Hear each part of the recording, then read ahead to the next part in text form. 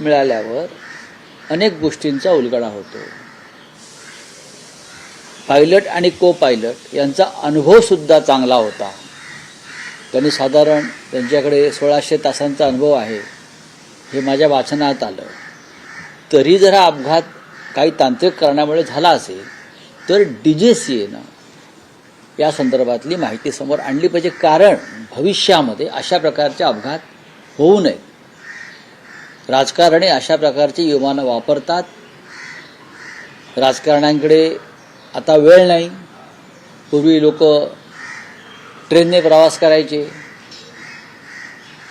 रस्त्यानं प्रवास करायचे. आता फार त्यांना घाई आहे, ते विमान घेतात, विमानात बसतात आणि ताबडतोब निघून जातात.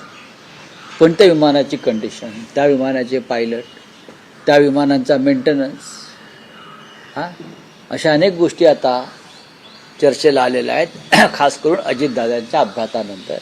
कारण अजितदादांचा अपघात हा महाराष्ट्रावर झालेला आघात आहे.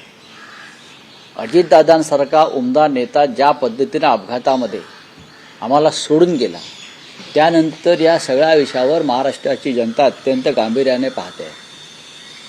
आणि इतर नेतेसुद्धा अशा पद्धतीनं जे घाईघाईनं प्रवास करतात बरं का, ते सुद्धा चिंतेत आहेत. राज्याचे मुख्यमंत्री प्रवास करतात.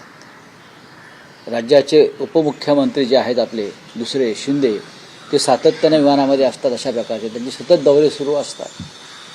साताऱ्याला जातात, दिल्लीत जातात, विमानाशिवाय फिरत नाहीत आमचे राजकारणी. त्याच्यामुळे आता हा जो विषय आहे हा अत्यंत गांभीर्याने घेणं गरजेचं आहे. काल स्वतः उद्धव ठाकरे, आदित्य ठाकरे हे रात्री उशिरा बारामतीमध्ये पोहोचले. हे सांगतो तुम्हाला. मुंबईतून ते रस्त्याच्या मार्गाने बारामतीत पोहोचले मध्यरात्रीनंतर.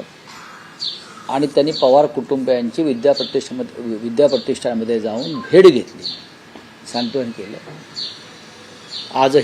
आताही ते पुण्यातच आहेत.